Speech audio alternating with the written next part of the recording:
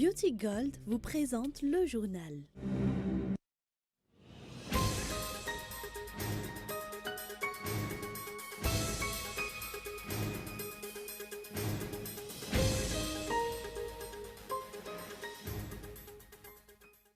Le milieu de la presse a évolué depuis 1950, que ce soit en ce qui concerne les équipements utilisés ou en matière de liberté. Toutefois, les journalistes doivent encore faire face à de nombreux problèmes. Aujourd'hui, la société civile a lancé un appel au chef d'État pour l'adoption d'une loi relative au recouvrement des avoirs illicites. L'absence de ce texte a un impact négatif sur plusieurs points, selon les explications. Au moins 2 morts en Inde alors que le cyclone Fani touche en ce moment l'est du pays. Des vents qui atteignent les 200 km/h, plus d'1 million de personnes évacuées.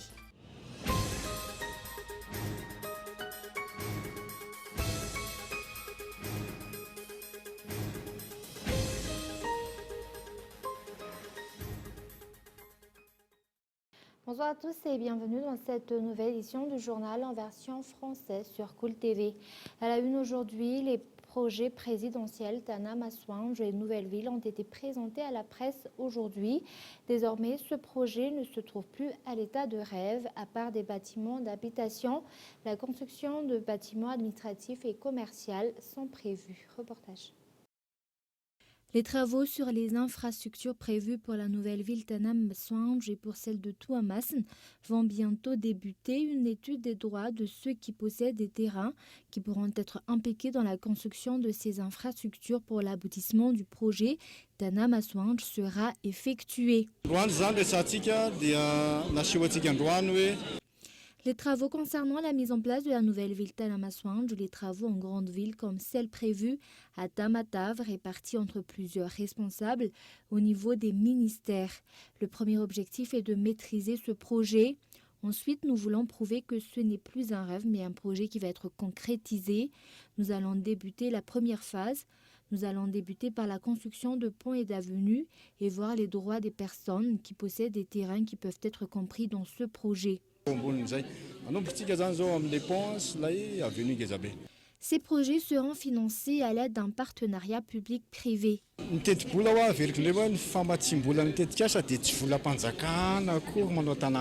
Ces constructions sont financées grâce à un partenariat public-privé. Il est difficile de déterminer à combien est estimée la valeur de ces nouvelles infrastructures. Cela va dépendre des accords conclus. Si nous achetons un mètre carré à 10 000 ariars par exemple, son exploitation peut valoir 100 000 ariars, ce qui pourra nous apporter des bénéfices.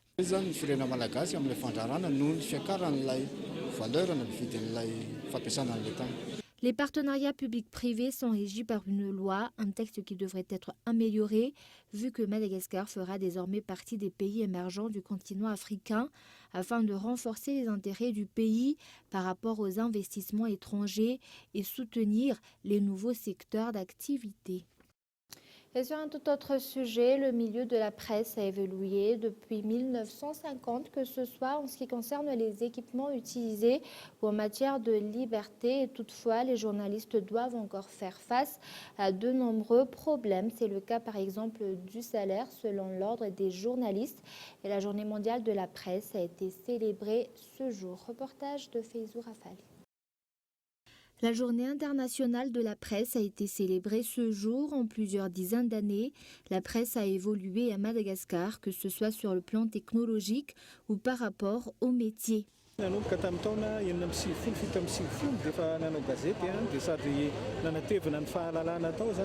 J'étais journaliste depuis les années 60 à 70. J'ai vu l'évolution de ce métier. La technologie a évolué. Actuellement, nous sommes dans le domaine du numérique. Au départ, nous avions eu des problèmes à recueillir des informations au niveau des institutions publiques. Aujourd'hui, Internet nous facilite les choses.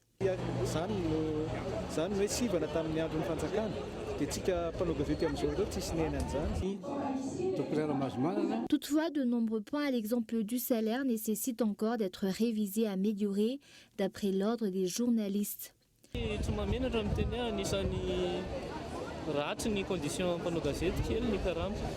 Nous n'avons pas honte de dire que le salaire des journalistes est peu élevé et pourtant en jetant un œil sur la fiche de paie, nous constatons que ce salaire ne serait pas si mal si les impôts et les charges patronales diminuaient. Les journalistes devraient bénéficier d'abattement fiscal parce que nous avons des responsabilités en matière de service public.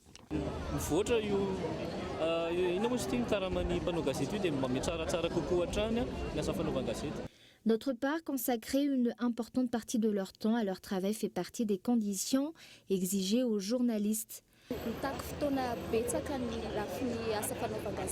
Le journalisme demande beaucoup de temps et ne laisse pas trop de temps pour le côté privé. Nous devons être disponibles à toute heure.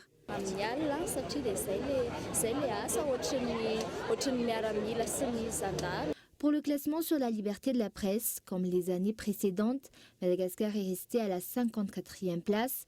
Antananarivo, ceux qui travaillent dans le milieu de la presse ont marqué cette journée par une marche silencieuse vers la stèle de l'ordre des journalistes à Nalakeli.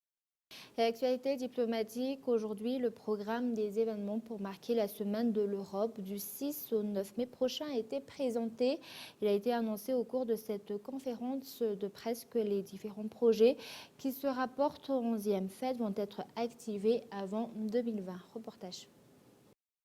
Les projets de développement financés par le 11e Fonds européen de développement devra s'achever en 2020. Des projets portant sur la gestion du pays, les infrastructures et le développement durable de 2014 à 2020 sont concernés par ce financement de 518 millions d'euros débloqué par l'Union européenne. Au cours de la présentation de l'événement qui se tiendra du 6 au 9 mai, l'ambassadeur de l'Union européenne à Madagascar a annoncé que la collaboration de cette association politico-économique avec la Grande Île va se renforcer pour le 12e FED. On a identifié aussi d'autres sources de financement qu'on pourrait destiner à d'autres opérations et on commence à se préparer au nouveau cycle de coopération après 2020. Ce qui est important, c'est que maintenant ça coïncide avec une phase positive de l'histoire malgache, dans le fait qu'après les élections de 2018, dans lesquelles l'Union européenne était très engagée à travers notre mission d'observation électorale, à travers la mission d'observation de la société civile et à travers d'autres formes d'assistance comme l'appui à la CENI et aux autres institutions à travers le programme SACEM des Nations Unies. Et donc c'est effectivement une étape historique, le pays a tourné une page. Ça fait maintenant que effectivement ce gouvernement peut se concentrer sur le développement, qui est le grand défi de Madagascar. Et donc le fait c'était important au début d'un cycle présidentiel, pouvoir discuter un peu de toutes les choses qu'on peut faire ensemble à l'intérieur du pays. La relation politique, diplomatique, économique, sociale et culturelle va être abordée au cours de la semaine de l'Union européenne. Cet événement sera la suite du dialogue engagé entre cette coopération de l'Union européenne et Madagascar hier et sera marqué par la rencontre avec le secteur privé pour définir les problèmes rencontrés dans ce domaine en matière d'entrepreneuriat afin de pouvoir proposer des solutions à l'État et les acteurs concernés. Nous passons maintenant aux actualités économiques en matière de politique monétaire. Désormais, il y aura deux types de taux directeurs selon la décision prise par la Banque centrale de Madagascar lors de sa réunion de ce jour. Dans le cadre de la revue semestrielle de la politique monétaire, le comité monétaire de la Banque centrale de Madagascar a décidé de maintenir le taux directeur pour les opérations à un an de maturité à 9,5%, ainsi que le coefficient des réserves obligatoires à 13%. Par ailleurs, afin d'améliorer le cadre opérationnel de la politique monétaire, un deuxième taux directeur pour les opérations à un jour a été introduit. Le niveau du nouveau taux directeur a été fixé à 0,9%. Écoutons les explications. Cette décision s'est basée sur les résultats d'analyse relatifs aux évolutions récentes de la conjoncture macroéconomique nationale et internationale et des perspectives pour les prochains mois. En effet, l'inflation a certes présenté une tendance baissière sur les derniers mois, mais les excédents d'encaisserelles demeurent élevés. Cette situation présuppose l'existence d'une croissance potentielle dans l'économie qui pourrait absorber ces excédents. Donc FUBM Madagascar reste ainsi attentif à l'évolution des variables pouvant à court terme déterminer le niveau des prix et prendra les mesures appropriées en cas de dérapage. Par ailleurs, afin d'améliorer le cadre opérationnel de la politique monétaire, un deuxième taux directeur pour les opérations à 1 jour est introduit. Ce dernier s'ajoute au taux directeur pour les opérations à 1 an de maturité, qui est l'équivalent de l'actuel taux directeur. Cette résolution du comité monétaire s'inscrit dans la logique de mise en œuvre progressive d'instruments indirects plus modernes. Le niveau de ce taux directeur a été fixé à 0,9%. Et avant de passer aux actualités internationales, aujourd'hui, la société civile a lancé un appel au chef d'État pour l'adoption d'une loi relative au recouvrement des avoirs illicites. L'absence de ce texte a un impact négatif sur plusieurs points selon les explications. Reportage. La lutte contre la corruption ne sera pas efficace sans une loi sur le recouvrement des avoirs illicites. D'après les membres de la société civile, les impacts négatifs affecteront en premier lieu l'économie si aucune mesure n'est prise. Madagascar fait actuellement l'objet d'un suivi renforcé au niveau international par le GAFI dans le cadre de l'ESAMLAC. Nous risquons de tomber à tout moment dans la liste grise et sortir le pays de cette liste s'avérera bien compliqué. Si cette adoption tarde encore, Madagascar pourrait subir les impacts économiques préjudiciables. Madagascar est largement tributaire du commerce extérieur, notamment pour les importations de son industrie et sa consommation locale. La méfiance, voire le rejet du système bancaire international de bonne réputation, de tout mouvement provenant de Madagascar générera des coûts supplémentaires, ce qui engendrera une inflation indésirable, amenuisant le pouvoir d'achat du citoyen déjà au plus bas. Cette loi viendra s'ajouter à la loi numéro 2016-020 portant sur la lutte contre la corruption, la loi numéro 2018-043 sur la lutte contre le blanchiment de capitaux et le financement du terrorisme et la loi numéro 2017-027 relative à la coopération internationale en matière pénale. Pour rappel, le projet de loi portant sur le recouvrement des avoirs illicites a été publié en 2017 et a été rejeté à 3 reprises par les membres de l'Assemblée nationale. Aujourd'hui, la société civile a publié une lettre ouverte destinée au chef d'État à ce propos. Nous passons maintenant aux actualités internationales. Nouveau vendredi de mobilisation en Algérie, le dernier avant le début du Ramadan. L'enjeu, comme chaque fois, l'ampleur de la mobilisation alors que le pouvoir compte sur un essoufflement du mouvement. Reportage de France 24. La détermination qui est exprimée actuellement à Alger, ils sont des milliers déjà à être dans la rue. C'est une journée très importante. C'est un 11e vendredi qui précède le mois sacré de Ramadan qui aura lieu lundi ou bien mardi, ce qui fait que c'est l'occasion pour tous ces Algériens d'investir la rue une nouvelle fois. Ils disent camper sur leur position le départ du système, des proches de l'ex-président Abdelaziz Bouteflika.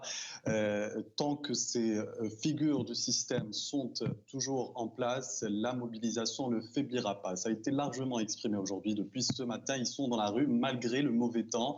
Ils comptent sortir encore juste après la prière du vendredi. C'est l'occasion aussi, comme je vous l'ai dit, pour les journalistes d'exprimer leurs revendications à l'occasion de la journée internationale mondiale de la liberté de la presse, l'occasion d'exprimer des revendications, de demander des médias, que les médias aient une meilleure valorisation de justement leurs fonctions. Donc toutes ces revendications vont être exprimées aujourd'hui. Il y a de plus en plus de revendications, mais en tout cas la mobilisation reste intacte et la revendication principale demeure celle qui justement concerne le départ du système, à savoir le président par intérim Abdelkader Ben Salah ou encore le Premier ministre Nordin Bedoui, vu que les manifestants ne voient pas un état, une progression des événements et une transition avec ces figures-là du système. Ils comptent le faire comprendre aujourd'hui et certains promettent même la poursuite de la mobilisation durant le mois sacré de Ramadan.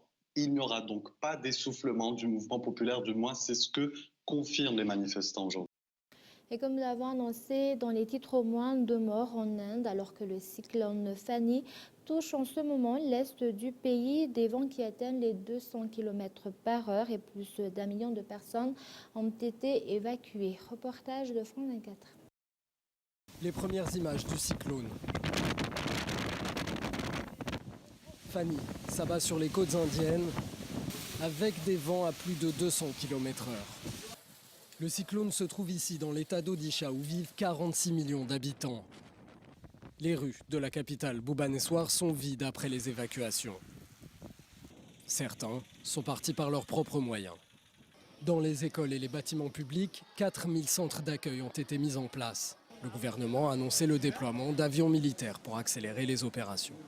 Nous veillerons à ce que toutes les personnes vulnérables, qui sont identifiées comme telles, soient déplacées dans nos centres de cyclone.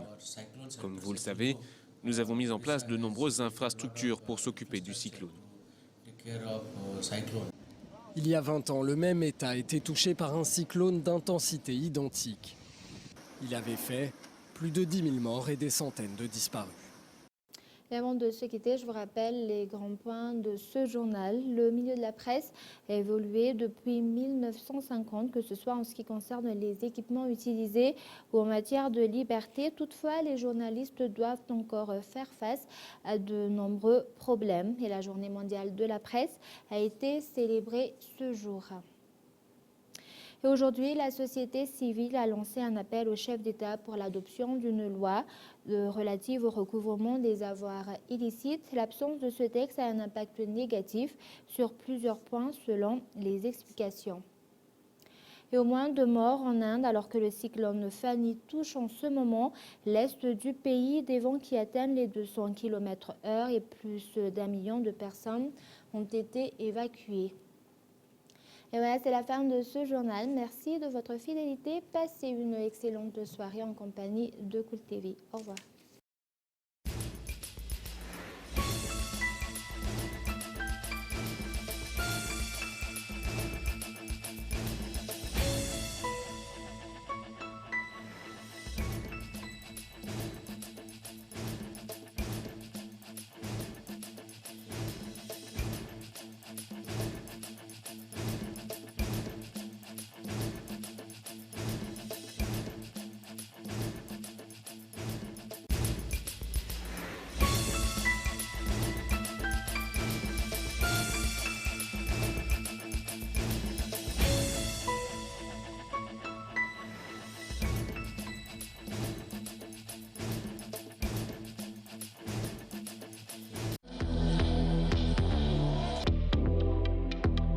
Le journal vous a été présenté par Beauty Gold.